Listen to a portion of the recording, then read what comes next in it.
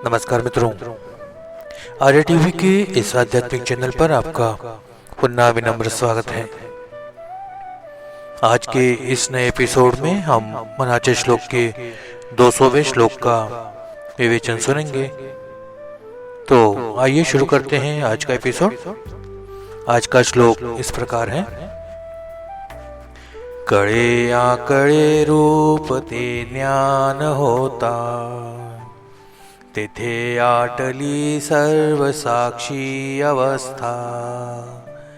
मना उन्मनी शब्द कुंठित राहे, तोरे तोचितो राम सर्वत्र पाहे। मराठी भावार्थ ऐकूया। जेव्हा खरे ज्ञान प्राप्त होते तेव्हा रामाचे अर्थात परमात्म्याचे रूप कळतं आणि अनुभवलं जातं। तेव्हा सर्व प्रत्यक्ष अप्रत्यक्ष साक्षीभाव संपतो, कारण सगळं एक रूप दिसू लागतं।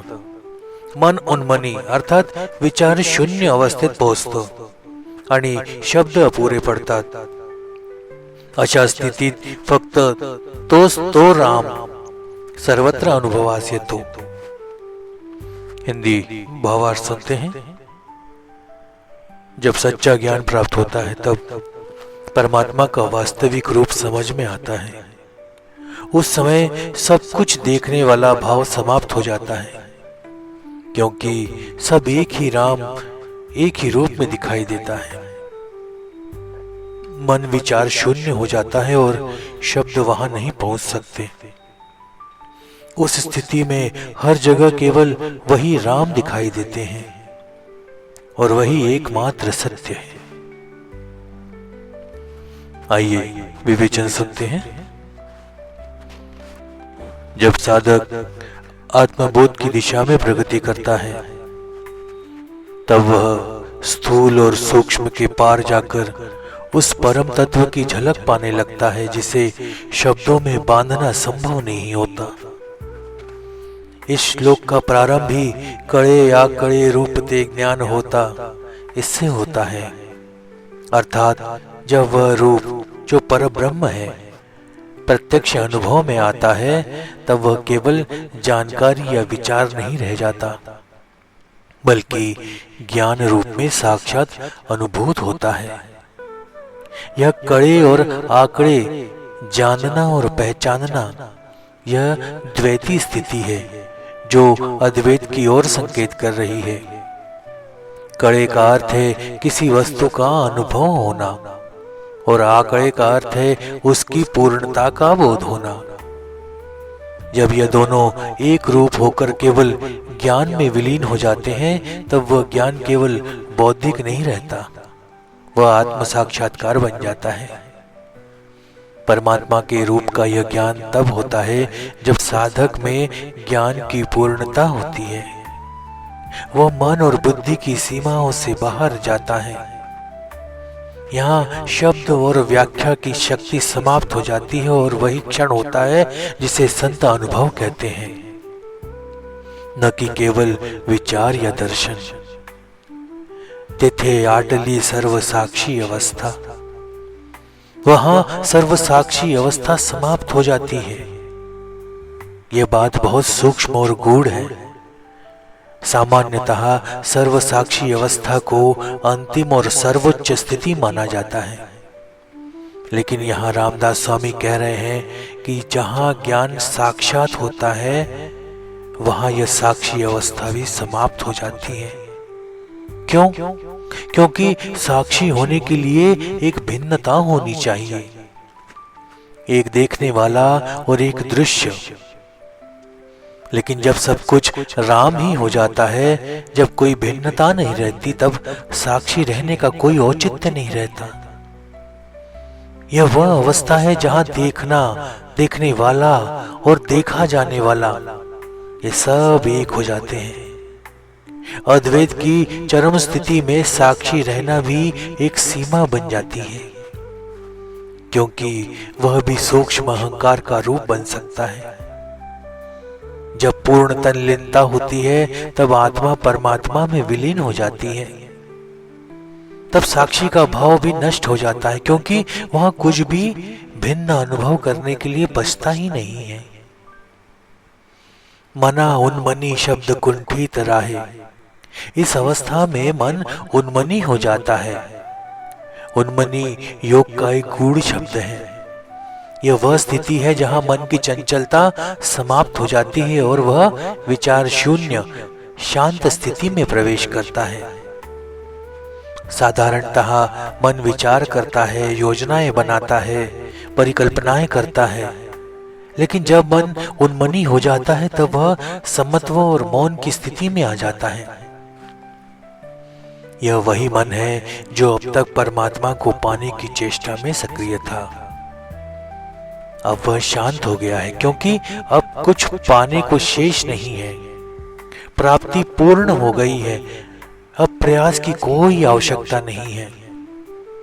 इस अवस्था में शब्द भी रुक जाते हैं और शब्द कुंठित राहे अर्थात शब्द अब निरर्थक हो जाते हैं।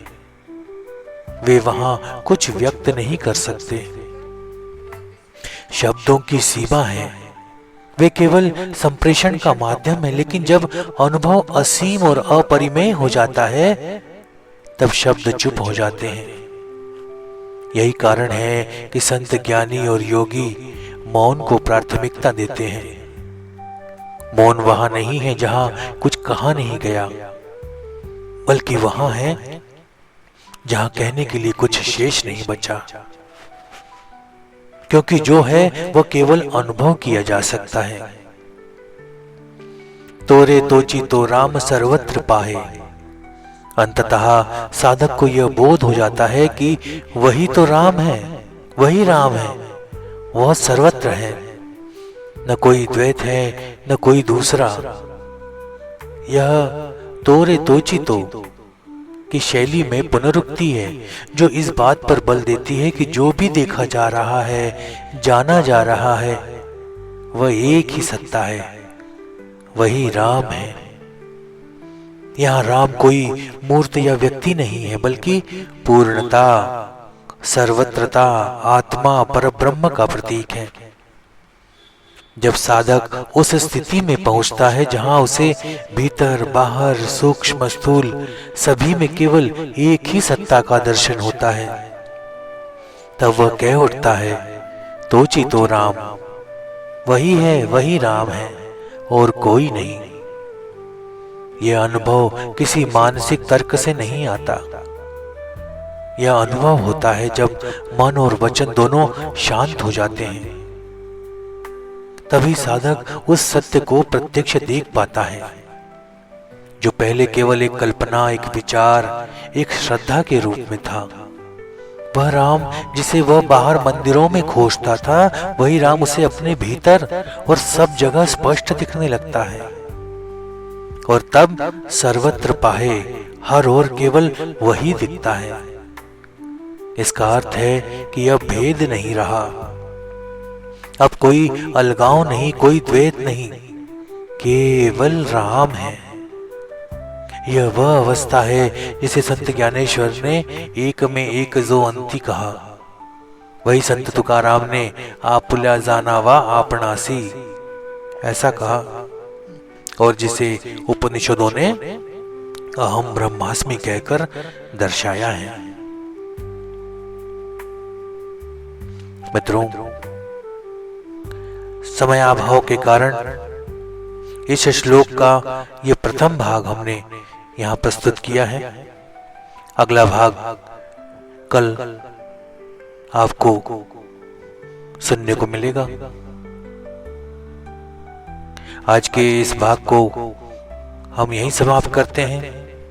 अगर आपको हमारे वीडियो पसंद आ रहे हैं तो इसे लाइक और शेयर अवश्य करें।